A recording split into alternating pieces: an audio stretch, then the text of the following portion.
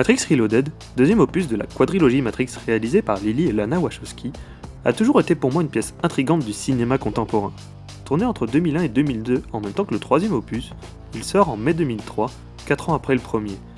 Même si ce film est celui qui a été le plus rentable pour la saga, rapportant plus de 900 millions de dollars pour un budget de 127 millions, comparé au premier qui avait coûté 65 millions et en avait rapporté plus de 550, il n'est pas forcément celui qui a le plus convaincu les spectateurs. Quand on regarde les notes sur les sites populaires parlant de cinéma tels que IMDb, Rotten Tomatoes, Allociné ou encore Sens Critique, le premier opus est toujours devant Matrix Reloaded. Il n'est pas rare aussi d'entendre les gens dire que dans la saga Matrix, seul le premier film est bon, et que le reste est largement en dessous en termes de qualité. Et je ne parle même pas des retours sur Matrix Revolutions ou encore Matrix Resurrections sortis l'année dernière. Si je vous raconte tout cela, c'est que je ne suis pas vraiment d'accord avec ces avis. En toute honnêteté, je suis un très grand fan des Matrix. Des 4 d'ailleurs, même si je trouve Matrix Resurrections assez faible sur la forme, mais très fort sur le fond. Et surtout pour moi, Matrix Reloaded est et reste le meilleur de la saga, voire un des meilleurs films du cinéma. Et parmi les nombreux points que je pourrais aborder pour appuyer mon avis, il y en a un qui arrive à prendre le pas sur le reste. Ce point très particulier, c'est les scènes d'action.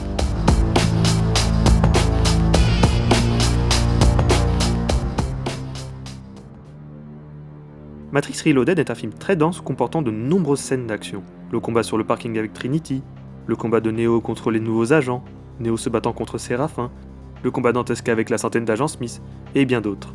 Mais c'est principalement à travers 2 séquences que je vais axer mon analyse. Le combat dans le château contre les sbires du Mérovingien et la course-poursuite sur l'autoroute 101. Mon but à travers cette vidéo n'est pas de faire une explication plan par plan des 2 passages, mais surtout de mettre en lumière les méthodes et techniques utilisées pour pouvoir les rendre dynamiques, riches et inoubliables. Et avant même de vous parler de Matrix Reloaded, une personne mérite qu'on s'attarde quelques instants sur son histoire, Yuen Woo-ping. Yuen Woo-ping est un réalisateur, chorégraphe d'action, producteur et acteur hongkongais. Il commence sa carrière en tant qu'acteur cascadeur en jouant dans des films de Chang Cheh comme Un seul bras les tue à tous, Le retour de l'hirondelle d'or ou encore La rage du tigre. Il débute ensuite sa carrière de réalisateur chorégraphe en filmant la même année, en 1978, 2 films, Le chinois se déchaîne et Le maître chinois. Le deuxième a d'ailleurs lancé la carrière d'un acteur que vous connaissez tous je pense, un certain Jackie Chan. Par la suite, il continue de réaliser et chorégraphier de nombreux films jusqu'au milieu des années 90 en travaillant avec de nombreuses stars hongkongaises de l'époque, comme Yuen Biao, Sammo Hung, Donnie Yen, Michelle Yeoh ou encore Jet Li.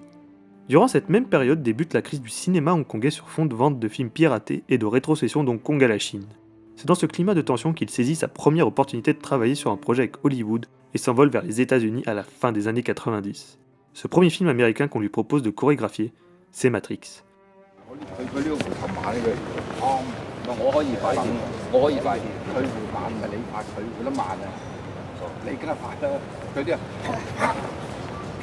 Il travaillera également sur les 2 suites Matrix Reloaded et Revolution et quelques autres productions américaines, comme Tigre et Dragon de Ang Lee où il retrouvera Michelle Yeoh, ou encore les 2 volumes de Kill Bill de Quentin Tarantino. Après ça, il retournera plutôt travailler sur des productions sino-hongkongaises comme Crazy Kung Fu de Stephen Chow, Le Maître d'armes de Ronnie Yu, The Grandmaster de Wong Kar-wai, et récemment les Ip Man 3 et 4 de Wilson Yip. Depuis 2010, il a également repris sa carrière de réalisateur, réalisant notamment en 2016 Tigre et Dragon 2.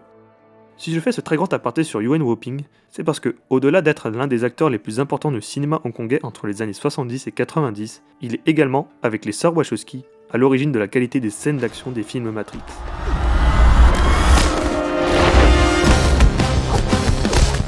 Si cette influence se ressent déjà grandement sur le premier film, le second est encore plus marqué par son empreinte. Si Matrix Reloaded comprend de nombreuses scènes d'action avec des arts martiaux, Yuen Woo-ping vient y ajouter un nouveau style, le wuxiapian.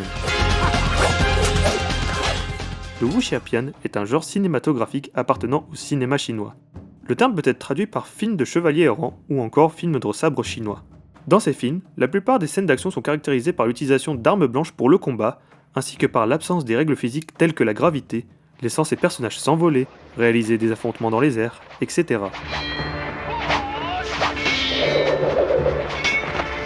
Le premier Matrix était déjà rempli de scènes de combat énormément influencées par le Kung Fu Pian, qui est aussi un genre du cinéma d'art martial. Très proche du film de sabre ou wuxiapian, il se distingue par le fait que les héros principaux se battent à main nue. Et c'est à travers la scène du château dans Matrix Reloaded qu'on ressent toute l'influence du wuxiapian. Si au début, Neo se défend contre ses assaillants à l'aide d'arts martiaux, nous faisant partir sur une séquence de Kung Fu Pian, les événements et la scénographie font changer le style de la scène. La blessure que Neo subit après avoir paré une épée avec sa main lui fait prendre conscience du danger du combat et le pousse à s'équiper de 2 sai. A partir de ce moment, la séquence devient du wuxiapian et on le voit alterner entre différentes armes pour se défendre, passant des sai à l'épée, à une lance cassée en 2 morceaux, avant d'utiliser l'arme de son dernier adversaire, une massue, pour le vaincre.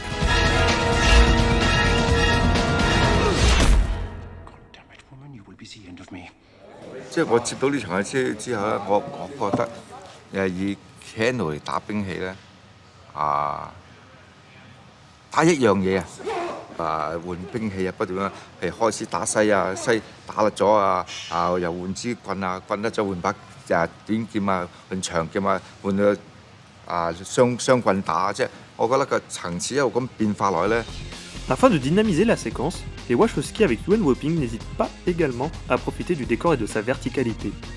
Arrivant en bas des escaliers, Neo saute sur une rambarde à l'étage. Il redescend ensuite et entraîne le combat sur l'escalier de droite avant de le faire basculer du côté opposé et de ramener la suite du combat en haut des escaliers. En poussant son adversaire, Neo casse la rambarde et le suit dans sa chute pour retourner en bas, là où le combat se finira. Le fait aussi d'avoir l'arsenal présent sur les murs permet de créer la variation d'armes que Neo ainsi que les ennemis utilisent, comme évoqué précédemment. Entre les différentes masses d'armes, lames, fléaux, les menaces sont multiples. La destruction du décor joue aussi une grande part dans le dynamisme de la scène. À travers les dégâts engendrés petit à petit lors des différents affrontements, on nous fait ressentir la violence des assauts et la puissance des coups portés. Le fait de transformer le décor dans une scène d'action permet de voir l'impact même du combat, entre comment le décor a commencé et comment il finit. Un autre point important de cette séquence est la façon dont Neo évolue dans sa manière de se battre. Si on observe assez bien la scène, il cherche à l'origine à se défendre et à gagner du temps pour Trinity, Morpheus et le maître des clés qui s'enfuient dans leur côté. Au début, il ne tue pas ses adversaires, soit il les met KO, soit il s'entretue dans leur maladresse. Quand il récupère ses premières armes, il choisit des sai, des armes non létales qui sont utilisées dans un axe défensif pour se protéger des assauts adverses. Quand il bloque contre le mur un des sbires du mérovingien, il ne cherche pas à le tuer, mais à le neutraliser. C'est petit à petit que Neo semble se résoudre à devoir passer à l'action. Il tue alors un des ennemis à l'aide de son épée, et tue le dernier en retournant sa propre arme contre lui. Ainsi, on assiste dans la séquence à un basculement progressif de Neo vers la violence, comme si le seul moyen de mettre un terme à cet affrontement était via la mort de ses adversaires. Avant de passer à l'analyse de la prochaine séquence, je me dois de revenir sur un plan en particulier qui, pour moi, représente une forme de perfection. Le basculement entre les 2 escaliers. Dans ce plan, nous avons Neo qui, avec son esquive, bascule du haut jusqu'à l'escalier opposé, un sbire avec son épée qui saute à la poursuite de Neo, un autre avec sa lance qui court sur un mur à l'horizontale, et un troisième sbire qui saute depuis le premier escalier pour rejoindre le deuxième. Chaque point du cadre possède une action et un dynamisme, souligné davantage encore par la symétrie du plan ainsi que par la musique. J'oserais même dire que pour moi, c'est l'un des plus beaux plans de l'histoire du cinéma. Et je me permets de revenir sur la musique, nommée Château et composée par Rob Dougan, qui s'inscrit parfaitement dans la séquence, appuyant chaque passage, chaque transfert de lieu, chaque pause, accompagnant le dynamisme de la séquence. Le sound design de chaque coup, chaque impact, des lames qui coupent l'air, du décor qui se casse et s'effondre, rendre chaque instant du combat encore plus marquant.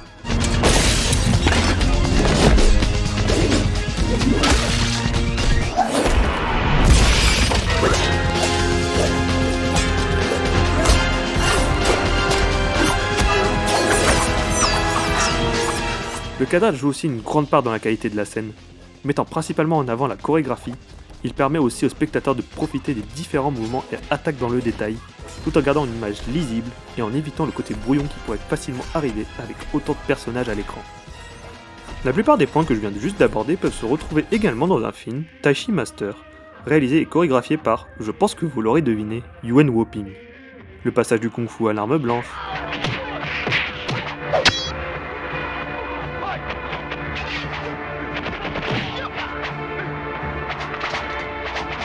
l'utilisation de la verticalité du décor,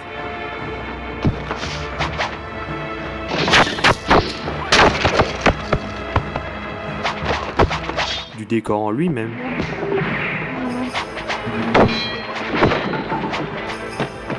il est à noter que j'utilise Taishi Master en regard de Matrix Reloaded à cause de la présence de Yuen Woo-ping sur les 2 films, mais nombre des points que j'ai abordés peuvent se retrouver sur la plupart des films de wuxiapian, comme A Touch of Zen de King Hu ou The Blade de Tsui Hark pour citer 2 grosses œuvres du style, ou même finalement aussi sur des films de Jackie Chan.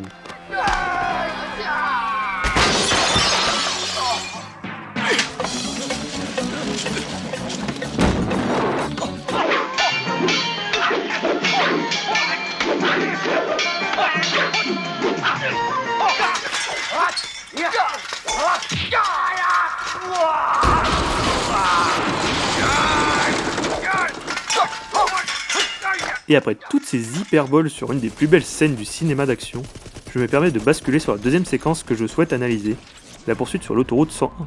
Pour cette analyse, je vais considérer que la séquence commence à l'affrontement entre Morpheus et Trinity contre les jumeaux dans le parking, et qu'elle se termine au sauvetage de Morpheus et le maître des clés par Neo.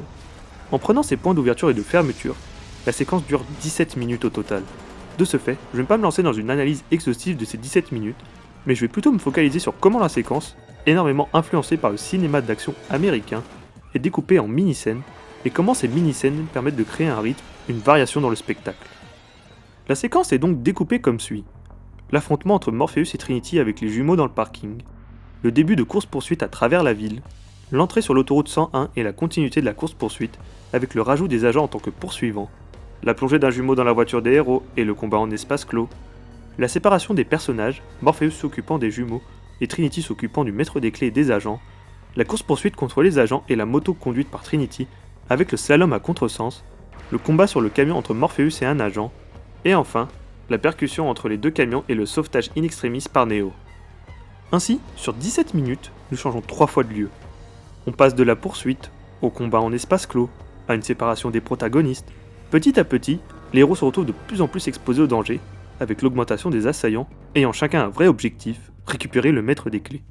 Mais ceci n'empêche pas que, lorsque l'un des jumeaux se retrouve face à un agent tout en se battant avec Morpheus, il préfère dévier ses attaques contre l'agent, créant une bascule soudaine dans les rapports de force. Je vais juste m'attarder sur le début de la séquence, principalement sur le combat rapide entre Morpheus et les jumeaux, mélangeant armes blanches et kung-fu, avec un plan particulier qui ne dure que 5 secondes mais laisse le spectateur que je suis sur sa faim. Cette idée même de voir un personnage organique affronter deux personnages pouvant alterner entre organique et numérique permet de créer une dynamique de combat unique. Sans montage, on voit les coups de sabre traverser les jumeaux, obligeant chaque protagoniste à s'adapter et à prévenir les futurs assauts portés pour ne pas être pris à défaut.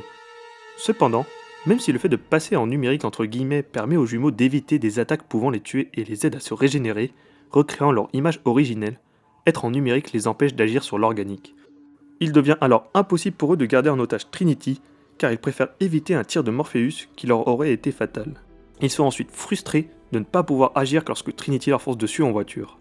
Le numérique permet alors d'être un avantage, tout en étant un inconvénient. Avec ces 5 secondes de combat, il m'arrive d'imaginer ce que pourrait donner en termes de chorégraphie une même séquence de 3 minutes, sur les différentes possibilités d'utilisation du décor, des armes, de déplacement dans l'espace, avec également le combat de Neo contre tous les Smiths, mélangeant combat organique, combat numérique, profitant de faire des plans qui seraient impossibles à faire en réalité.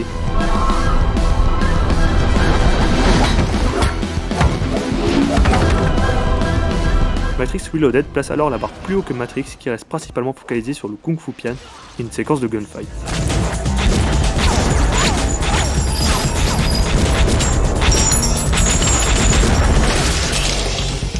Si on peut noter d'ailleurs l'absence de séquence de gunfight dans Matrix Reloaded, le début du combat dans le château nous fait comprendre que l'évolution de Neo rend l'utilisation des armes à feu futile. Seul le combat au corps à corps, avec les corps et les armes qui s'entrechoquent, est un moyen de l'atteindre, point qu'il a en commun avec les agents d'ailleurs. Si j'ai préféré privilégier dans mon analyse la séquence de la course-poursuite sur l'autoroute 101 plutôt que le combat contre tous les Smiths qui est plus marquante, c'est qu'après avoir analysé une séquence d'action sous influence orientale, il était important de nous pencher sur une scène d'action sous influence occidentale. En effet, la course-poursuite en véhicule est quelque chose que l'on retrouve dans le cinéma d'action américain. De Bullitt à Mad Max Fury Road en passant par Police fédérale Los Angeles et la saga entière basée sur la course-poursuite véhiculée que sont les Fast and Furious, ce genre de séquence incarne des moments d'apothéose et de pure adrénaline. Si on regarde un film d'action sorti dans les mêmes eaux que Matrix Reloaded comme La mémoire dans la peau de Doug Liman datant de 2002, on retrouve également toute une séquence de course-poursuite en voiture à travers Paris.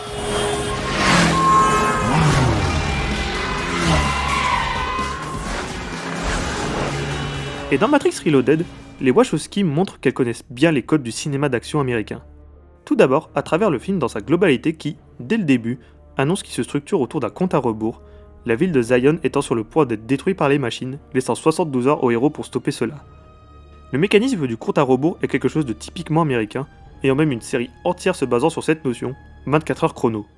De ce fait, le film se construit autour de l'urgence dans laquelle se trouvent les héros qui doivent rencontrer les bonnes personnes et débloquer rapidement les situations afin que la prophétie de Morpheus se réalise et que Neo puisse accomplir son destin d'élu en retournant à la source. Et dans cette structure, le sauvetage du maître des clés est primordial. Ainsi, la séquence de l'autoroute 101 est construite autour de la course-poursuite, d'un compte à rebours ainsi que d'un sauvetage.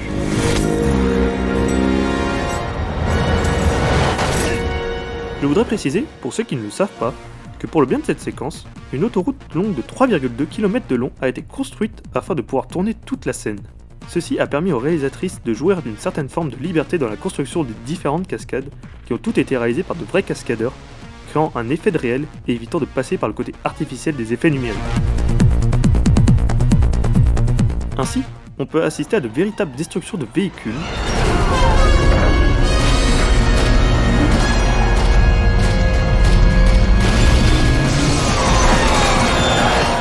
des explosions,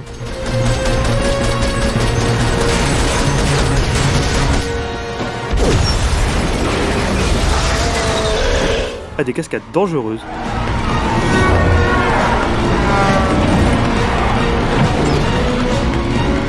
le tout rythmé par la musique Mona Lisa Overdrive composée par Juno Reactor que vous entendez actuellement, qui s'adapte à chaque variation de la séquence, jusqu'à arriver au climax avec les 2 camions se fonçant dedans, et l'utilisation alors des effets numériques pour pouvoir observer l'impact au ralenti, tout en profitant de la vitesse de Neo lorsqu'il sauve Morpheus et le maître des clés in extremis.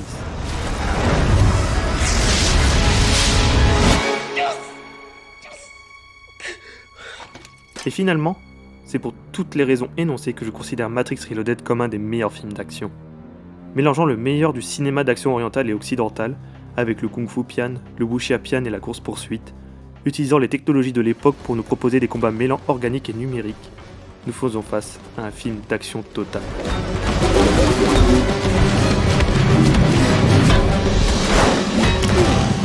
Si dans cette vidéo nous avons juste abordé les séquences d'action de Matrix Reloaded, il y a également pour moi de nombreux points qui rendent ce film meilleur que le premier.